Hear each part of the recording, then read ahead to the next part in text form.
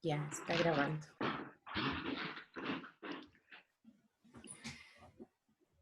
Buenas tardes, me encuentro con Marcela Arellano. Ella es secretaria ejecutiva del Partido Socialista Ecuatoriano, líder sindical y activista por los derechos femeninos, activista feminista. Nos encontramos en este momento, en esta entrevista, para que ella, desde su punto de vista, como líder de grupos sociales, nos pueda ayudar a entender un poco más cómo funciona el discurso de la corrupción actualmente en el Estado ecuatoriano, sobre todo por todo lo que pasa referente al problema, la problemática que estamos enfrentando con el COVID-19, cómo esta situación está afectando a la gente y las medidas económicas que toma el gobierno y adicional todo el tema de corrupción que está envuelto en este momento el país. Buenas tardes, Marcela. Buenas tardes, Teresa. Muchas gracias por este espacio y me parece que la entrevista, más que ayudarles a entender, también es un cuestionamiento y también me ayuda a entender lo que estamos viviendo en este momento con la situación, la realidad política que está viviendo el país, la realidad económica, la crisis social, la crisis sanitaria que estamos viviendo, pero además, cómo está en esta crisis integral que vive el país, en qué lugar se encuentra la corrupción y cómo es ese lugar en el que se encuentra, cómo afecta las relaciones sociales y cómo afecta la institucionalidad. Entonces también es un momento de aprendizaje para mí. Ya. Marcela, en primer lugar, tú como ciudadana, ¿cómo ves que se está manejando este tema de la corrupción, por ejemplo, en los sobreprecios que se han comprado en sobreprecios algunos productos como los kits de bioseguridad para la ayuda que se brinda a las personas que están más susceptibles en este tema del COVID, las instituciones que necesitan, por ejemplo, el uso de mascarillas, el uso de guantes, las fundas que contienen los cadáveres. Se ha visto en la prensa, por medio de la prensa, cómo funcionarios del Estado han aprovechado esta situación para hacer la compra al sobreprecio, al triple de precio de estos artículos. ¿Cómo ves tú? ¿Qué piensas tú de ese tema? Yo quisiera situar el tema de la corrupción en el momento histórico, ¿no es cierto? Y lo que ha implicado en la historia la corrupción.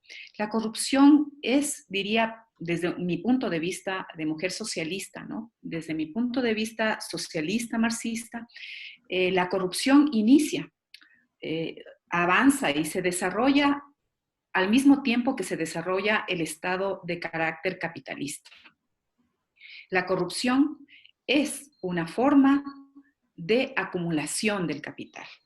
Es una forma de acumulación originaria del capital. Sin ella, sin esta forma de acumulación originaria, el capitalismo no hubiera podido desarrollarse. Fíjate, Teresa, que cuando empiezan a desarrollarse el Estado moderno capitalista, se empieza a desarrollar gracias a esta vinculación entre capitalismo, desarrollo de capitalismo y desarrollo de la corrupción, ¿sí? La corrupción para algunos marxistas, para algunos socialistas, gente de izquierda, la corrupción va estrechamente vinculada al Estado de carácter capitalista. Es la sombra, plantean algunos, que es la sombra del capitalismo, que no se puede desprender el capitalismo de esta forma de acumulación que implica la corrupción. Entonces no es solamente un problema antimoral, ¿no? Como ahora se lo pretende presentar como un problema de moralidad, problema de la individualidad de los individuos, ¿no? Es un problema estructural entonces. Este problema estructural tiene como función, digamos, no solamente la acumulación, sino el corromper el sistema. O sea, no solamente logra que algunos se enriquezcan a través de la vinculación con la obra pública, por ejemplo, ahora en este momento en el que estamos viviendo, durante estos últimos 40 años y un poco más de democracia, no solamente la corrupción ha estado vinculada a la obra pública, al Estado, ¿no es cierto?, a las compras públicas, sino ha estado vinculada también a los procesos de explotación de la mano de obra y de explotación de la naturaleza. Entonces, digamos, la corrupción es consustancial a la estructura, a la forma social en la que estamos viviendo, en la que predomina el capitalismo, ¿no? Entonces, eso como primer término. Yo diría que en esta última historia de democracia del país, los grandes grupos económicos han estado estrechamente vinculados a este Estado que conocemos en la actualidad. Este Estado ha sido el que provee digamos, de servicios, de bienes, de servicios a la sociedad, y los grupos económicos han aprovechado y han medrado de ese tipo de obra. ¿Cómo han aprovechado? Primero, a través de la vinculación con los gobiernos de turno.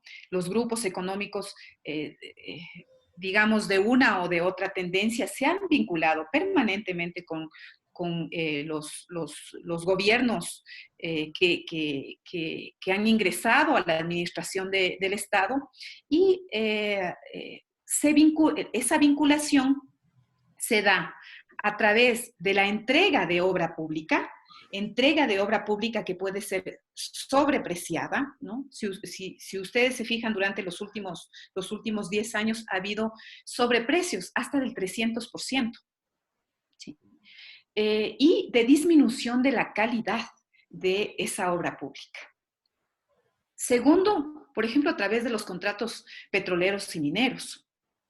El Estado ha entregado la explotación de petróleo, la exploración de petróleo a la industria privada. Y esa industria privada generalmente es industria que está vinculada a los gobiernos, entonces es otra forma, ¿no? Y a través de la compra pública. Ahora estamos viendo eso más efectivamente, ¿no? Porque hay posibilidades de que los medios de comunicación denuncien, de que la veeduría social, la veeduría ciudadana esté presente allí y pueda mostrar eso, ¿no? Pero recordemos que en la época correísta, por ejemplo, ¿sí?, quienes denunciaban la corrupción eran perseguidos. Los miembros de la Comisión Nacional Anticorrupción, organización que fue constituida por el Frente Unitario de Trabajadores y la CONAIE, ¿sí?, como una forma de lucha contra el gobierno autoritario, ¿sí?, fueron denunciados y demandados penalmente. La mayoría de ellos son personajes que están muy cerca de los 100 años. Una de ellas, la doctora Isabel Robalino, tiene ya 102 años, ¿sí? Y varios de ellos son personajes bastante mayores, ¿no? Sin embargo, estos personajes plantearon que iban a ir presos, o sea, dijeron, sí, me voy preso si es que es necesario por denunciar la corrupción. Fernando Villavicencio, Clever Jiménez y este doctor Carlos Figueroa fueron demandados por el gobierno de Correa por demandar estos temas y por evidenciar la corrupción tanto petrolera como minera. Estuvieron perseguidos, tuvieron que salir fuera del país, estuvieron presos. Entonces, esta es digamos, la historia de lucha contra la corrupción y la historia de corrupción del Estado, de los gobernantes vinculados a grupos económicos. Diría, yo me hace falta he mencionado 3 elementos. Creo que me hace falta un elemento que se ha dado también en todos los gobiernos de turno. El Estado, para poder subsistir, necesita de impuestos. Esos impuestos los pagamos a través de ese impuesto general que se llama IVA, a través de los impuestos a la renta, hay distintas formas de tributar. Pero una de las cosas que ocurre en el Ecuador es que permanentemente hay amnistías tributarias. O sea, los presidentes permanentemente perdonan a los grupos económicos, ¿sí? Ofrecen amnistías tributarias para disminuir o, digamos, disminuir las cargas impositivas para pedir que se queden y que inviertan en el Ecuador y, digamos, a través de esto también, yo creo que eso es un proceso de corrupción, ¿no? Ese es un proceso, el perdón de los tributos implica disminución de recursos del Estado. Entonces hay expropiación de los recursos que debería tener el Estado, porque esa tributación es lo que permite la redistribución de la riqueza. Hay dos formas de redistribución de la riqueza, de los recursos generados. La una es el salario. Entre mejores salarios haya, mayor distribución de la riqueza y mayor, digamos, bienestar social se produce. Y también los tributos son otra forma de distribución de la riqueza, ¿no? Esos recursos que ingresan al Estado son recursos distribuidos en salud, educación, vivienda, sanidad, etcétera, ¿no es cierto? Entonces eso produce bienestar de la mayoría de la población. Pero lo que ocurre es que, primero, que se disminuyen los salarios, se bajan los costos de mano de obra, entonces hay mayor acumulación de la riqueza, eso también es parte del proceso de corrupción. Y segundo, se disminuyen los aportes tributarios de los grandes grupos económicos. Entonces hay mayor acumulación vía explotación laboral, vía disminución de recursos y también por la extracción directa de recursos desde el Estado, vía contratación pública, vía compras públicas. ¿Sí? Entonces hay diversas formas de corrupción. Esto no solamente está afectando al bienestar de la población, sino que también está afectando al bienestar de la naturaleza. Hay un problema con el pensamiento occidental. En el pensamiento occidental nosotros nos deslindamos de la naturaleza, la vemos como una cosa aparte y como una cosa para ser, como un bien, para ser usado en beneficio de las personas. Desde la matriz andina, digamos, desde la matriz ancestral andina, se plantea que la naturaleza no es otra cosa, no es distinta a lo humano, que lo humano le pertenece a la naturaleza, que por lo tanto la naturaleza la debemos respetar, se la ve como madre, ¿no es cierto? Ese quiebre que hay de la mirada occidental, de la visión occidental, hace que los niveles de explotación de la naturaleza sean brutales y sean salvajes. ¿Sí? Y ahora estamos experimentando una crisis sanitaria que se debe fundamentalmente a eso, a una explotación salvaje de la naturaleza, a que nos sirvamos de todos los seres humanos, los seres vivos, los seres para nuestro bienestar. Entonces, estamos en un nivel de desarrollo del capitalismo salvaje y brutal que no le interesa sino más y acumular en pocas manos. Y para ello sirve de la explotación, la corrupción, de la explotación de la mano de obra y de la explotación de la naturaleza, ¿no? Eso.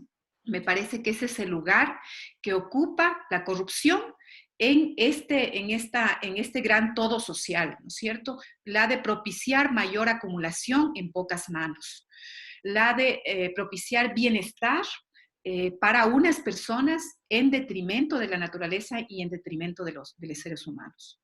Y la corrupción, la corrupción no solamente está vinculada a la acumulación en la esfera pública, en la esfera privada, sino también en la esfera pública. El Estado entonces se ha convertido en un botín de estos grupos económicos voraces, de estas mafias políticas, porque hay mafias políticas, hemos descubierto que hay mafias políticas que usan al Estado para apropiarse de los bienes públicos. Eso en detrimento de la mayoría de la población. Hay un mensaje que está recorriendo por redes que se plantea que Ecuador no es pobre. Ecuador es un país que tiene recursos naturales maravillosos, que tiene personas personas que trabajan, personas que luchan diariamente por su vida, que aportan a la producción, aportan a la reproducción de la vida, pero sin embargo tenemos políticos, tenemos grupos económicos que roban a esa sociedad, ¿no es cierto? Entonces lo que tenemos es ladrones que impiden el desarrollo del país. Eso es lo que estamos experimentando en este momento. Yo diría que hay dos momentos en estos últimos 40 años de desarrollo de los procesos de corrupción. Primer momento lo vimos, digamos, hasta los gobiernos neoliberales, que tenían vinculación con los grupos económicos y que en los que se presentaban casos de corrupción, ¿no es cierto? Casos en donde el Estado entregaba la obra pública a mayor precio y esa obra pública era construida en menor calidad y que no satisfacía, que no lograba tener, ¿no es cierto? O que también había sobreprecios, digamos, pero eran casos. A partir del 2008 se produce una reforma política en el Ecuador, una reforma política que genera una constitución de carácter jerárquico vertical, que entrega todos los poderes a manos del Ejecutivo. Se desarrolla una constitución que pone la estructura del Estado en manos del Ejecutivo, de carácter presidencialista, para fortalecer la democracia. ¿Sí? Ese era el planteamiento de quienes se encontraban en el poder en ese momento. Y yo creo que de varias organizaciones sociales, porque las organizaciones sociales también estaban planteando una reforma política, una reforma de la estructura del Estado para salir del neoliberalismo y entrar en un Estado de carácter más fuerte, un Estado de bienestar. Pero ¿qué es lo que ocurrió con esa Constitución? Al entregar todos los poderes al Ejecutivo, se entrega también la forma de regularse. Y ocurre que el gobierno no tiene capacidad de regulación, de autorregulación. Al contar con un Estado de carácter autoritario, se pierde la intervención de los órganos de control del Estado. Se pierde la autonomía de estos órganos de control del Estado. Y lo que se consiguió es un Estado autoritario, ¿sí?, con una capacidad de corromperse interiormente. Y lo que antes eran casos de corrupción en los que se enriquecieron varios grupos económicos que ahora tienen sus fortunas, en el 2008, a partir del 2008, se convierte en un sistema de corrupción del Estado. ¿Sí? Ahora tenemos un sistema, ¿sí?, que cruza todo el Estado, ¿sí?, de corrupción, en donde los unos, ¿sí?, se convertían en la caja chica, en la caja grande, en quienes recibían los sobornos, en quienes obligaban a las empresas a entregar el 10, el 20% del costo de la obra pública. Los otros incrementaban y validaban ese incremento, ¿no es cierto? El incremento del 100, del 200, del 300%. Los otros ocultaban que la obra pública estaba mal hecha. Por ejemplo, Coca-Cola Sinclair. ¿Qué tipo de calidad tenemos ahí de esa represa que está a punto de irse en el río? ¿Sí? Y otros sellaban con el silencio, no actuaba Fiscalía, no actuaba Contraloría. ¿Sí? Entonces se convirtió en un sistema no solamente de corrupción, sino de impunidad. Las denuncias que han hecho tanto el grupo de Fernando Villavicencio como la Comisión Nacional Anticorrupción plantean que hay entre 40 y 50 mil millones de dólares que se extrajeron del Estado en estos 10 años del gobierno de Correa. ¿Qué implica eso? Eso es un presupuesto de un año del Estado ecuatoriano. O sea, llegaron hasta ese nivel. Y fíjense que hasta ahora no hay cómo asegurar que esos recursos vuelvan al Estado.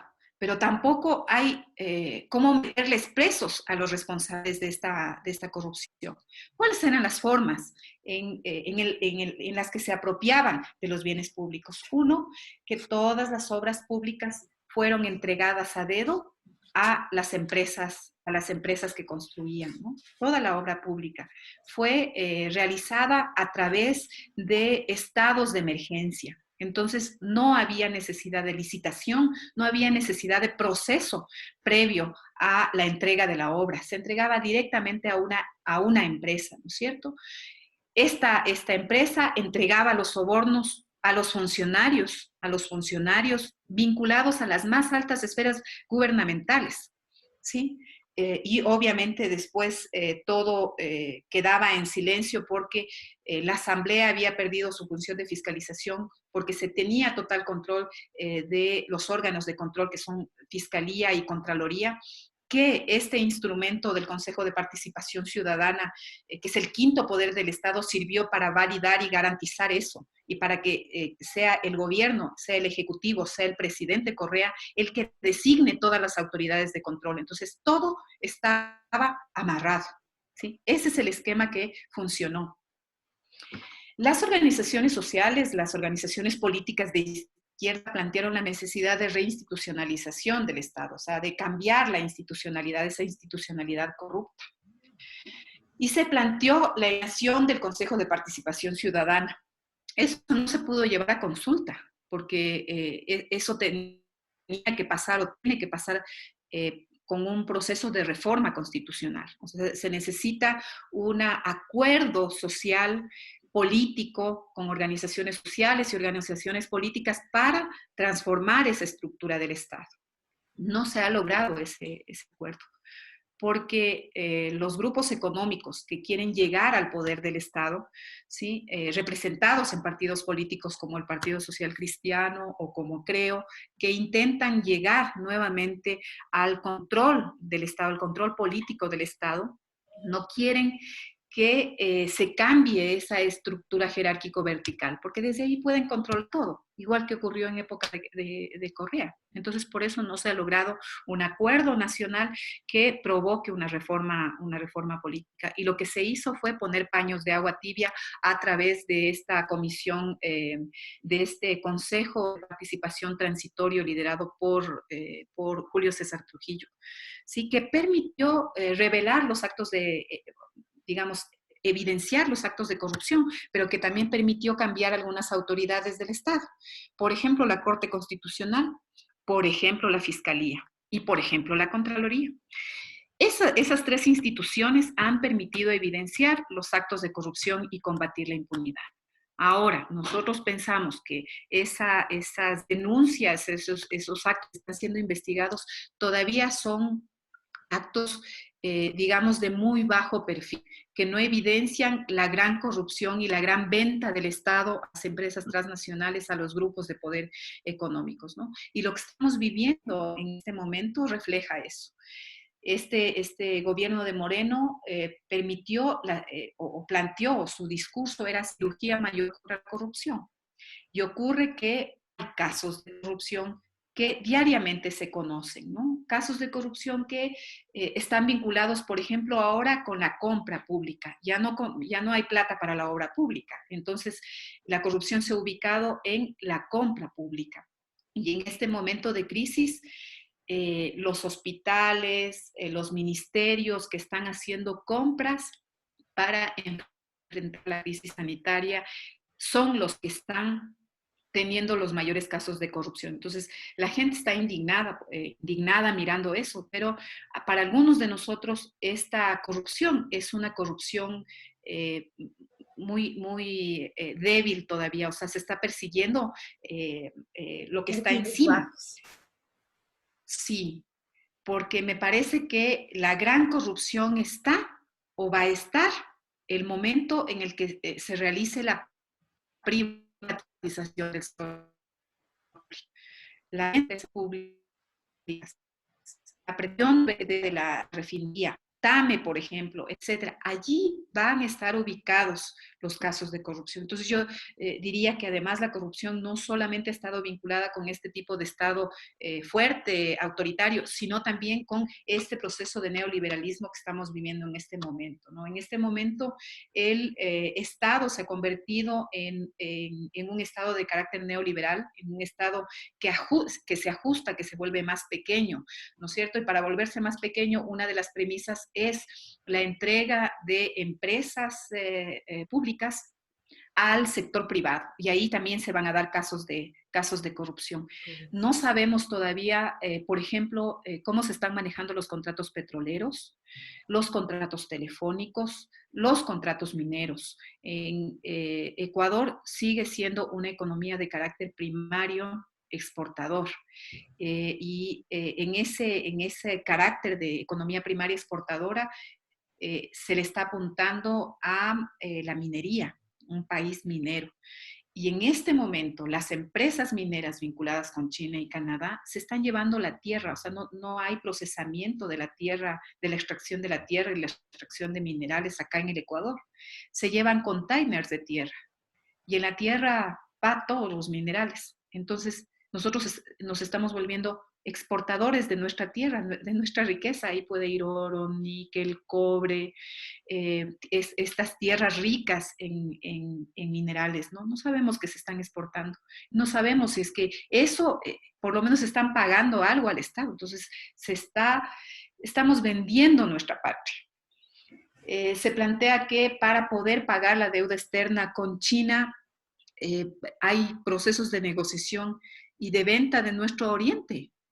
Entonces, eso va a provocar no solamente una situación de expropiación del territorio, sino de calamidad social, porque allí tenemos varios grupos indígenas, grupos, digamos, de pobladores ancestrales que viven en esos territorios, que no tienen forma de defenderse porque no tienen vinculación con el Estado, ¿sí?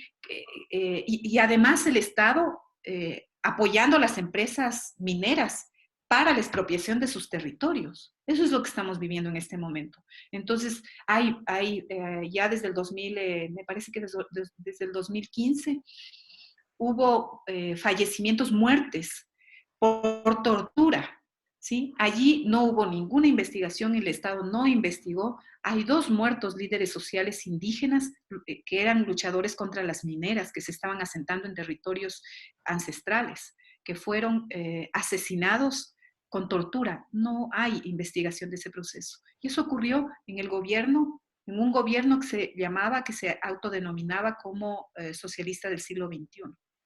Entonces, nosotros los socialistas ahora somos tildados de autoritarios, somos tildados de antidemocráticos, somos tildados de corruptos, porque lamentablemente varia. El gobierno de Correa lo que hizo es cooptar las organizaciones sociales y las organizaciones políticas y se apropió del Partido Socialista y puso dirigentes que le convenían a él, ¿no es cierto? Entonces, el Partido Socialista en ese momento estaba apoyando al gobierno de Correa. Y finalmente fue el Partido Socialista el que planteó una enmienda constitucional para que Correa se reelija. Nosotros, quienes estábamos en la oposición abierta, que le declaramos enemigo al presidente Correa, las organizaciones sociales agrupadas en el FUDI y la CONAIE, fuimos los que dimos batalla en contra de esa enmienda e impedimos que este señor se vuelva a reelegir. Finalmente puso a Moreno en una, no sé, no hay indicios de que haya habido fraude electoral, pero finalmente fue Correa el que promocionó a Moreno. Cuando Moreno llega, yo creo que hubo una disputa del manejo de los negocios, de quién manejaba el negocio de la corrupción. Y por eso se dio esa ruptura entre Correa y Moreno, ¿sí? Correa se alejó y se entregó a los grupos económicos promotores del neoliberalismo. Quienes manejan al Estado en este momento son gente vinculada a los banqueros Lasso y Egas. y son gente vinculada a los grupos económicos empresariales, que no aportan, que deben miles de millones de dólares por tributos, ¿sí? Y finalmente estamos en medio de esta disputa entre los grupos económicos neoliberales y la mafia correísta, en donde hay una alianza entre el Partido Social Cristiano y el correísmo, ¿sí? Y nosotros, el pueblo, en medio. Hay esa disputa, ¿no? Y en medio, la corrupción y todos los procesos de expropiación de los recursos del Estado, ¿sí? De mafias que siguen operando, que siguen. O sea, la reinstitucionalización no logró penetrar a la estructura del Estado. Y las mafias siguen operando. Mafias vinculadas de funcionarios públicos y de empresas, de grupos económicos que pertenecen al sector privado. Entonces, para las organizaciones sociales, yo como militante de izquierda, como militante del movimiento sindical, como militante también del movimiento feminista, planteamos que la lucha contra la corrupción debe ser un eje importante de la transformación del Ecuador. Si queremos un Estado de bienestar, un Estado al servicio del pueblo, un Estado que respete los derechos, debe ser un Estado profundamente transparente, con capacidad de rendición de cuentas y eso, ¿no? De lucha contra la impunidad, porque puede ser que el proceso de corrupción se dé. El problema es la impunidad. Si no hay presos, si no hay gente que pague por la corrupción, eso, los crímenes de cuello blanco se vuelven una forma de relacionamiento social, que es lo que pasó en el gobierno de Correa. Correa justificaba, decía, yo me acuerdo que decía que no es corrupción este tema de la entrega de recursos para la obra pública, que es acuerdo entre privados. Así justificaba la corrupción el correísmo, ¿no es cierto? Entonces, eso se vuelve como normal. Si eso hace la cabeza del gobierno, si eso piensa el gobierno, es lógico que el resto de gente, ¿sí?, tanto en el Estado, al interior de la estructura del Estado, como en la sociedad, pensemos que es normal. Que es normal entonces que se venda un puesto en la fila, que es normal que paguemos al policía para que no nos caiga la multa, ¿sí? Se normalizó la corrupción. Y eso en un Estado, si se normaliza la corrupción, ¿sí?, corrompe las bases de la institucionalidad, que es el otro fenómeno que estamos mirando ahorita. La gente no cree en el gobierno, no cree en la asamblea, no cree en las instituciones estatales. Estamos en un momento de descreimiento de la democracia, que es gravísimo. Entonces la gente está pidiendo que venga otra vez un gobierno autoritario para que arregle esto, pero en los gobiernos autoritarios se da mayor posibilidad de corrupción, ¿sí? Entonces, yo diría que este tema de corrupción es un tema vinculado a la ética pública, que es necesario que el Estado y es necesario que la organización social y las organizaciones políticas tengamos una hoja de ruta para salir de corrupción, que efectivamente estemos dispuestos a mandar a amigos, familiares, etcétera, denunciarlos por corrupción, ¿sí? Porque eso te posibilita ir garantizando reinstitucionalización del Estado y volver a cauces democráticos. Entonces, la lucha contra la corrupción es también una lucha por la democracia y el bienestar de la población. El discurso que manejan los políticos sobre corrupción ha sido, y es lamentable esto, ¿no? El otro es corrupto, yo no. Al otro hay que mostrar la corrupción del otro para yo llegar al poder. Eso es sumamente peligroso. Eso es entregar la democracia al autoritarismo, ¿no? Al monstruo del autoritarismo, ¿no? Entonces eso creo que es necesario que se tenga mayor claridad, ¿no? Que identifiquemos a la corrupción no como un mal de estos tiempos. y como un mal individual, sino como un problema de la estructura de este sistema capitalista, ¿no? Que hay que transformarlo y hay que luchar contra ello. Por eso nosotros hemos apoyado, digamos, como socialistas que estuvimos en la oposición, en nuevamente recuperar la lucha contra la corrupción a través de instancias sociales. Fue la CEOLS, organización en la que milito, fue el Frente Unitario de Trabajadores, y fuimos nosotros los socialistas los que planteamos la necesidad de contar con una Comisión Nacional Anticorrupción, que no sean individuos los que luchen contra la corrupción, que sean estructuras, que sean personajes que representen a estructuras sociales, ¿sí?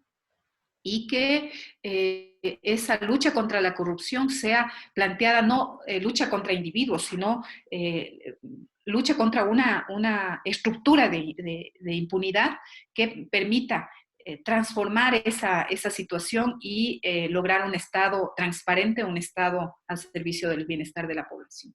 Eso, Teresa. Marcela, muchísimas gracias por tu ayuda, por darnos esa imagen, cómo la ciudadanía, cómo los grupos sociales imaginan el Estado desde una historia y en la actualidad. Te agradezco muchísimo, Marcela, y que tengas un buen día. Gracias, Teresa. Saludos.